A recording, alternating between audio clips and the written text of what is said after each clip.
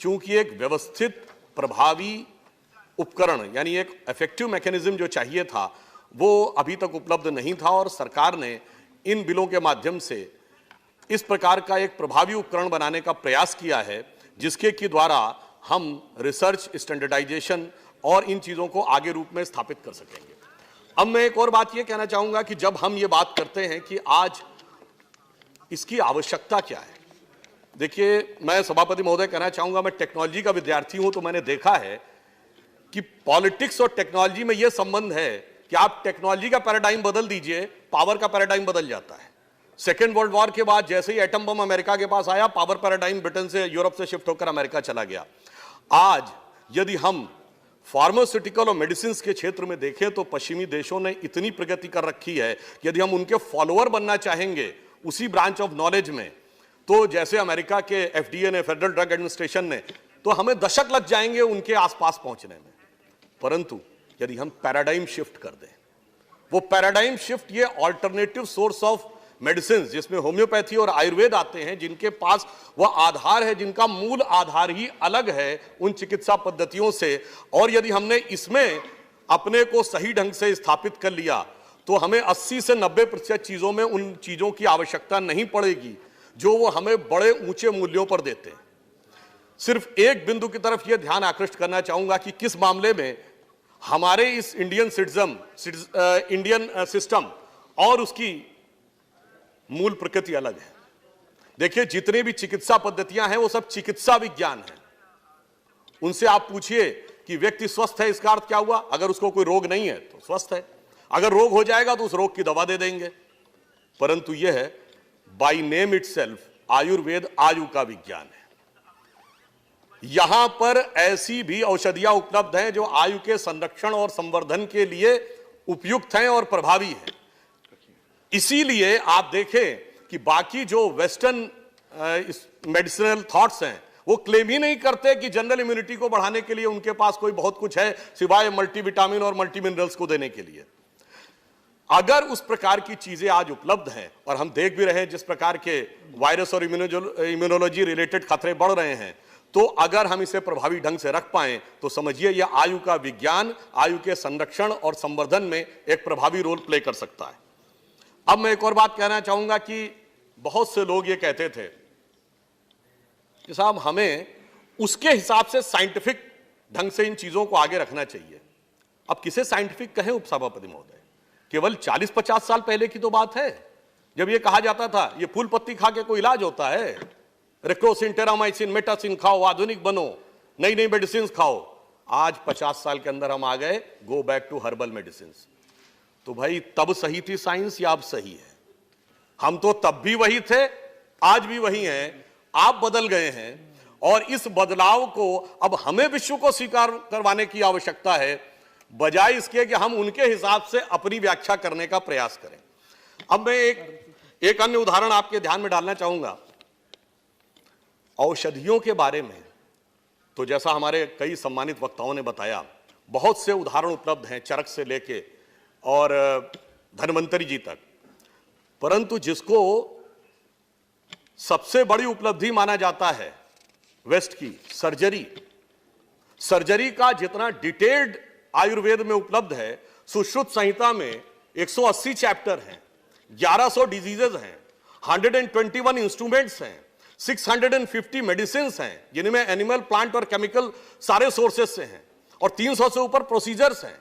और इतना ही नहीं, शायद कुछ लोगों को सुनने में अटपटा लगे, परंतु हड़प्पा सिविलाइजेशन जिसे आज हम सिंधु सारस्वत सभ्यता कहते हैं, उसके एक्सकेवेशन में सर जॉन मार्शल ने, जो ब्रिटिश टाइम में आर्कियोलॉजिकल सर्वे ऑफ इंडिया के चीफ थे, उन्होंने अपनी बुक जिसमें उन्होंने तक्षशिला के एक्सकेवेशन का जिक्र किया है, पेज नंबर 210 पे उन्होंने लिखा है कि surgical instruments of Harappa civilisation second millennium से अवेलेबल है। और आज भी पाकिस्तान के पंजाब प्रोविंस के म्यूजियम में आप जाइए तो 5वीं शताब्दी ईसा पूर्व के सर्जिकल इंस्ट्रूमेंट रखे हैं। और पूर्व लोकसभा अध्यक्ष मीरा कुमार जी जब गई थी तो 2012 में उनके अखबारों ने इसको रिपोर्ट भी किया था। ये तो मैं सिर्फ ये कहने का प्रयास कर रहा हूं कि जो सर्जरी जिसको बहुत बड़ा अचीवमेंट माना जाता है, एक तथ्य और आपके माध्यम से सदन के समक्ष रखना चाहूंगा कि लोग कहते हैं प्लास्टिक सर्जरी। लंदन से निकलने वाली एक बड़ी फेमस मैगजीन जिसका नाम था द जेंटलमैन 1794 में, उसमें दो डॉक्टर्स थॉमस क्रूजो और जेम्स पेंडिल ने बाकायदा एक आर्टिकल लिखा। उसमें क्या लिखा कि भारत के पुणे में, यह लंदन में छपी हुई मैगजीन है, 1794, और वो लिख रहे हैं भारत के पुणे में 1793 में एक व्यक्ति की नाक कट गई थी और उस नाक को जोड़ने की प्रक्रिया उन्होंने देखी आयुर्वेदिक सिस्टम से, and that was successfully done. ये उन्होंने रिसर्च पेपर पब्लिश किया। और मजेदार बात यह है कि उन्होंने ये लिखा कि पुणे में जो नाक जोड़ने वाले थे वो कौन थे, कोई बहुत पढ़े लिखे एलिटिस्ट हाई क्लास के नहीं थे। उन्होंने लिखा वो कुम्हार जाति के व्यक्ति थे जो आज की डेट में ओबीसी में आते हैं।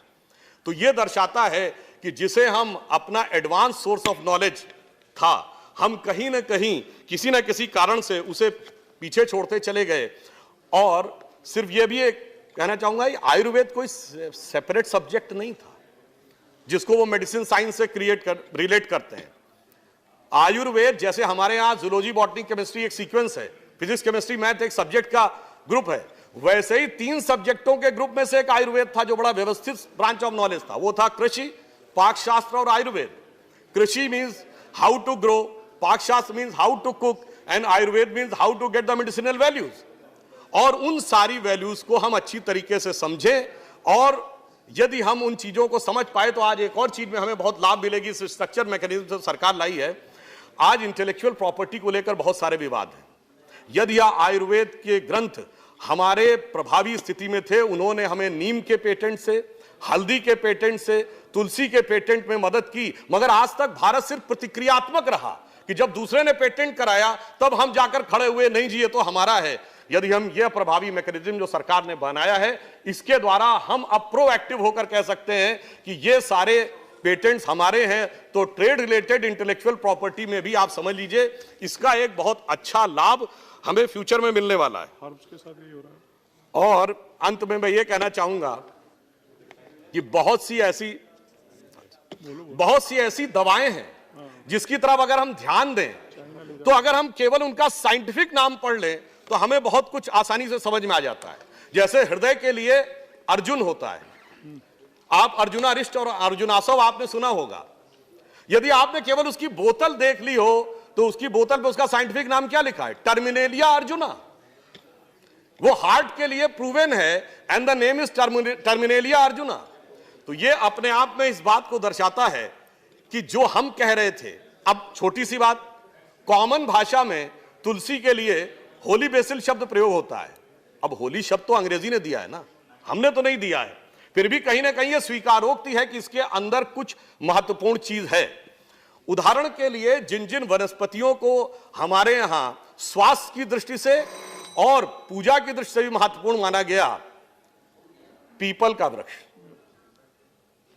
पीपल के वृक्ष को होली फिग कहते हैं, मगर उसका साइंटिफिक नाम क्या है? फिकियस रिलीजियोसा। रिलीजन है साहब उसमें, वो बता रहा है फिकियस रिलीजियोसा, यानी वो मान रहे हैं कि ये धार्मिक दृष्टि से पवित्र माने जाने वाला ये जो पौधा है, ये जो पेड़ है, इसके अंदर बहुत सारे मेडिसिनल गुण हैं। तो अंत में सिर्फ ये कहना चाहूंगा कि देखिए, इसमें गर्व करने की आवश्यकता है, सिर्फ इसीलिए नहीं कि यह आयु का विज्ञान है। कल विनय सहस्त्रबुद्धे जी ने हम लोगों की तरफ से जब शुरुआत करते हुए कहा था, तो उन्होंने एक बात कही थी ना, गर्व से कहो हम हैं। किसी दूसरी चीज के लिए कहा था, वो मत कहिए, क्योंकि जब कहा जाए गर्व से कहो हिंदू हैं तो वो ठीक नहीं लगता, इसलिए कहो गर्व से कहो हैं। मगर मैं कहना चाहूंगा, आयुर्वेद अथर्ववेद का हिस्सा है, and Atharvaveda is a religious text. Nowhere in the world you can find medical science as a part of the religious text. Nowhere you can find mathematics as a part of religious text। इसलिए मैं कहना चाहूंगा, ये जो हमारा ज्ञान है, ये सिर्फ भारत के लिए नहीं, गरीबों के लिए नहीं, सबसे एडवांस लेवल पे जो लोग बैठे हैं उनके लिए भी उतना ही प्रभावी है, और ये पूरे विश्व को आगे ले जाने की क्षमता रखता है। अमेरिकन काउंसिल ऑफ जो सर्जन्स हैं, उन्होंने सुश्रुत को सर्जरी का जनक माना है। मेलबर्न में, अमेरिका में क्या माना जा रहा है वो सबको पता है। यह पंक्ति कह के बाद समाप्त करूंगा कि जो अटल जी ने कहा था, मेरे वेदों की ज्योति अमर, मेरे वेदों का ज्ञान अमर, मानव का के मन का अंधकार क्या कभी सामने सका ठहर, मेरे स्वर नभ में गहर गहर, सागर के जल में छहर छहर, इस कोने से उस कोने तक कर सकते जगती सौरभ में। आगे विनम्रता से साथ कहूंगा, हिंदू तन मन, हिंदू जीवन, रग रग हिंदू मेरा परिचय। यही जीवन शैली है।